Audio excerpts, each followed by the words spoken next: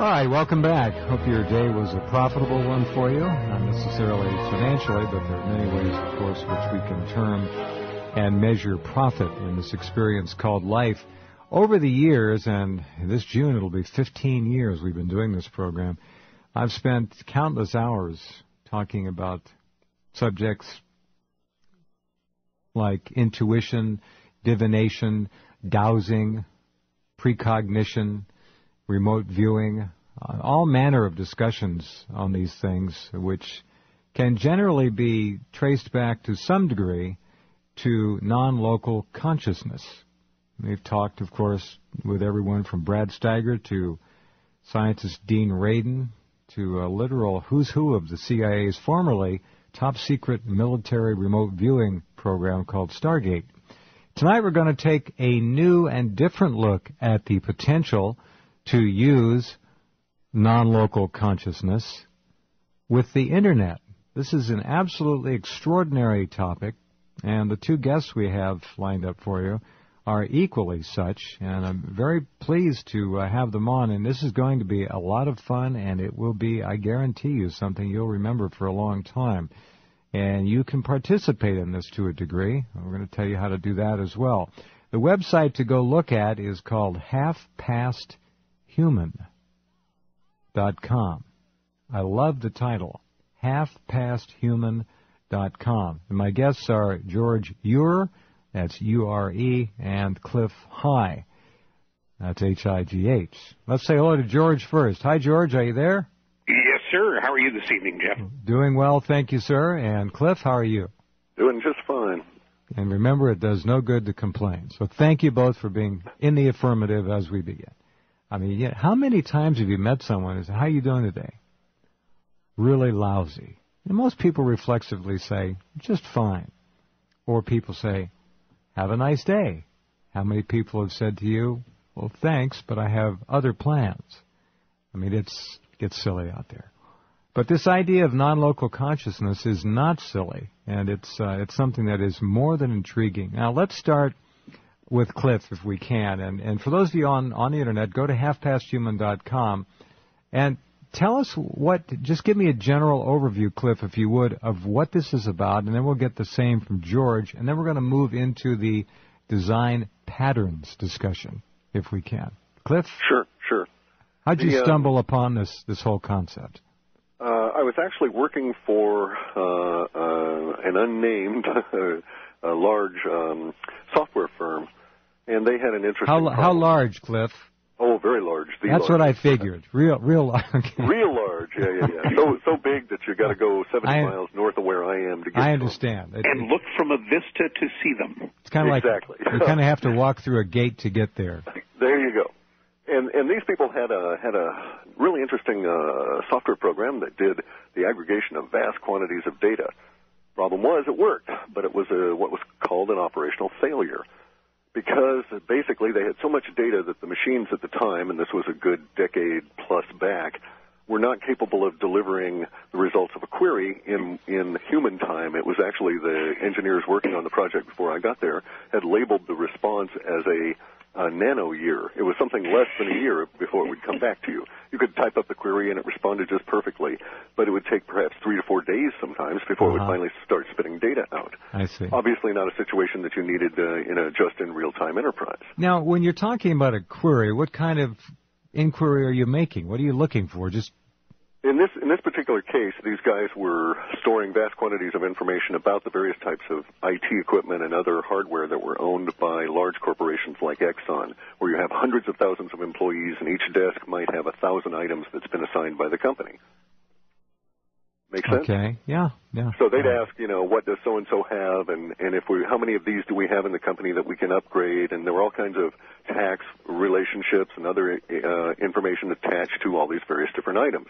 So you could get the information back, but it was huge. It was in a SQL Server, which is a standard or a structured query language. That's what the SQL stands for. SQL Server database running on some very powerful equipment. But even so, they were having nearly 1,000 permanent tables, and we're creating 200 and 300 temporary tables at a time inside the database. And the database was just groaning under the response. So I came on in as a consultant because one of the things I do is I'm able to pick out what are known as the design pattern within a problem, the algorithm that seems to work in a fractal nature at very low levels in individual code snippets that you might find in C or C++, but all the way out if you looked at the algorithm correctly. And so what I discovered with these fellows wasn't that they were storing the information badly, but it was that they were storing the information at all. Because when I actually examined the database with some of my tools, I found out that they only had 23,000 words in there. And it was words like 386, Pentium, this kind of thing. But they had repetitions of it ad nauseum. Mm-hmm. So really, instead of what was happening was they were re-indexing the same words millions and millions and millions of times, and they didn't really need to. So what I did was to take their structure of 1,000 tables and flip it so we had 7 tables. They were very large tables, and they were very deep, but they were very well indexed and very fast. Now, Clif, excuse me, for our listeners, what was the point of indexing these words to begin with again? For rapid recovery.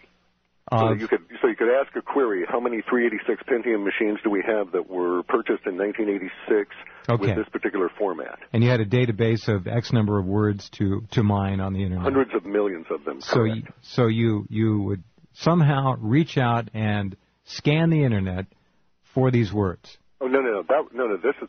I'm sorry. We were talking about how I first stumbled into this, and that was when I was working for these consultants. This was an in-house database then, but I took the same tact when I stumbled onto the idea that language is key. Data is not particularly interesting. When we get back to the idea go ahead. Why don't we make that underscored? Just remember out there, language is key. The data is secondary. This is an issue of language. All right, so this is where we're going. Because I discovered, as I said, that here was this organization that had hundreds of millions of rows of data, but mostly it was about 23,000 words, the same words over and over and over again. So I started thinking about, well, why bother storing that word more than once?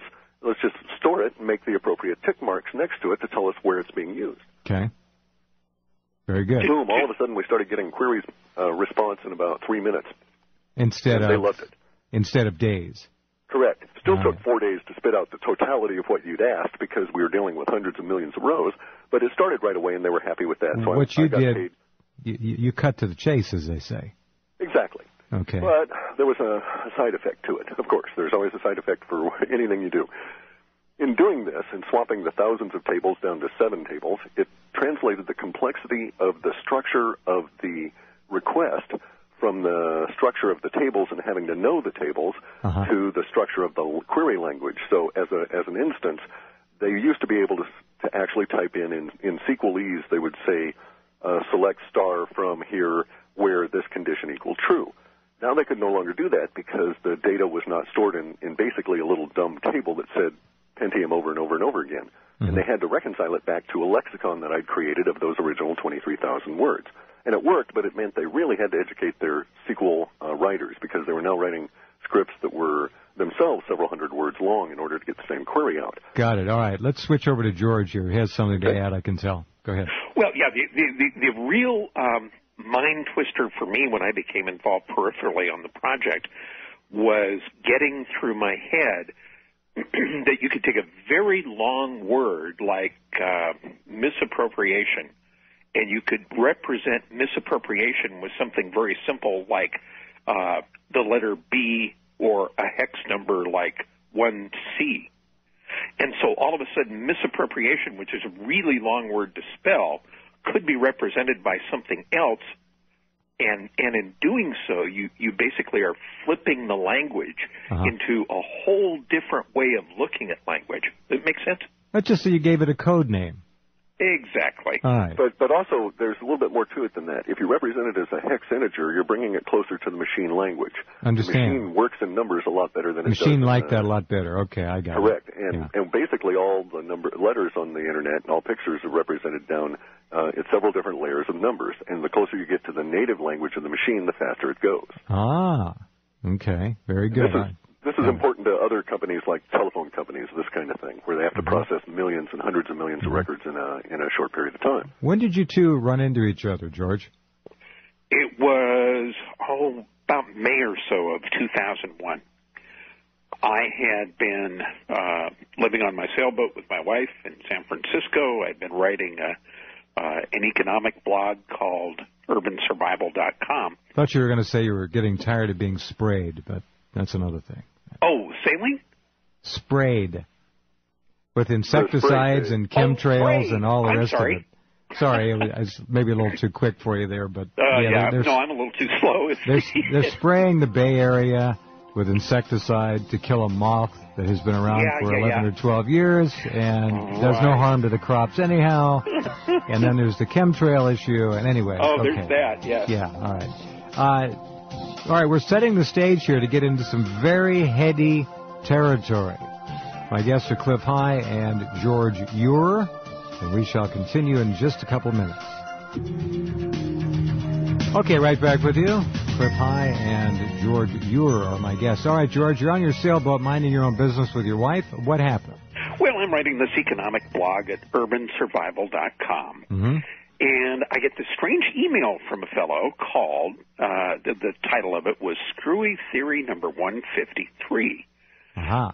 And it goes into this long dissertation about this, that, and the other thing, and then gets around to suggesting that, and remember now, we're first week of July 2001, it begins talking about a tipping point which is going to occur, and it's forever going to change the way we live, the way we think, the way we do life. And in this tipping point email, there was a description of something that would occur in the very near future. Actually, it was predicted too early. It was specifically July 14, shading into the 15th. And whatever was going to happen, this tipping point would involve the military, currency. The geography was primarily the United States, although we had some references to the Philippines, China, South America, Bolivia, Argentina, some other places. And it would have a lot to do with money. But primarily it was about aspects of military and accident. And I got it, and I put it on my blog because I was discussing, things that were ahead for the economy. And again, if you would please reset the time frame of this for us. July 2001. Okay. I just want all of you to be clear on that. Go ahead. Right. So in July 2001, we're reading about economics. I had started this as part of my MBA. I won't say that I'm an end-of-the-world kind of person, but I had done enough